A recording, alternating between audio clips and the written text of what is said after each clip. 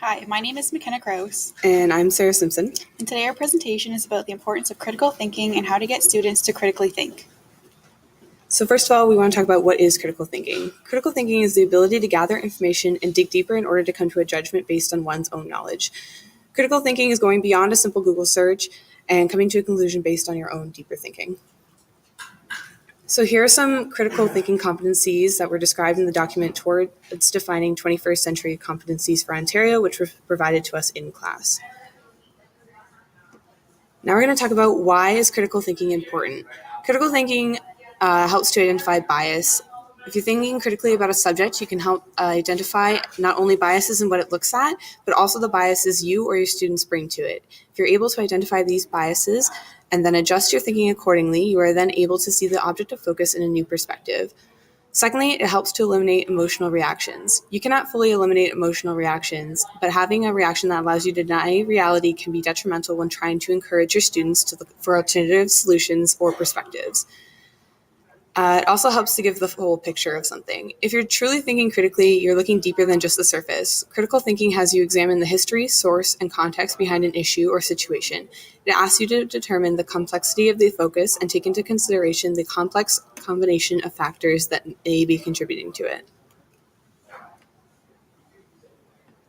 Benefits of teaching critical thinking to children.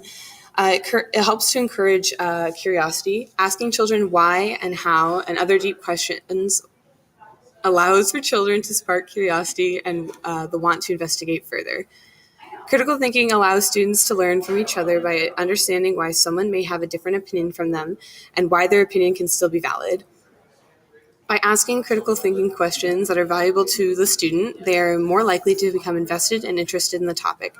By using the student's interest to ask critical thinking questions, they are more likely to become engaged in the discussion.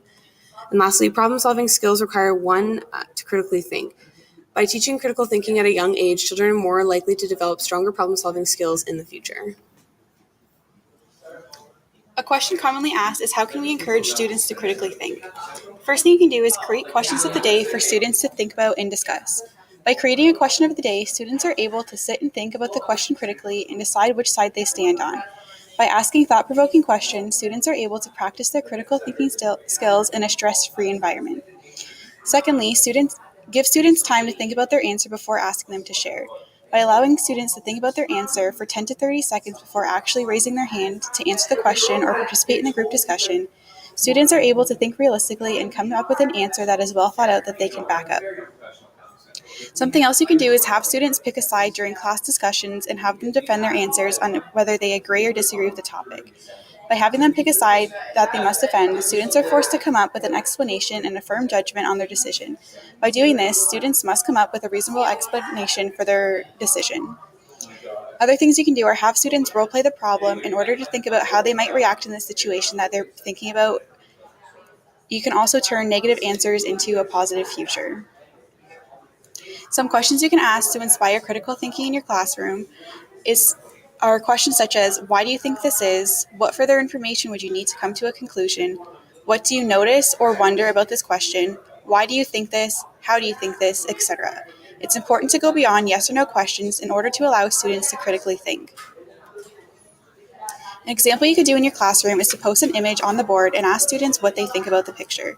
In this picture, you could ask students, what do you think is happening in this image and why? What do you think happened before this image was taken? Why? What can you infer about what is about to happen, and why do you think this is going to happen? And how do you think all of these characters know each other and why? By asking these simple critical thinking questions, students must think hard.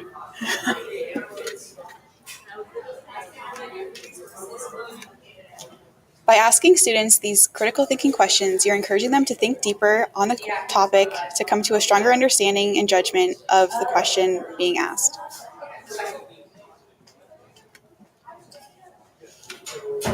Thanks for listening, and I hope you enjoyed our presentation.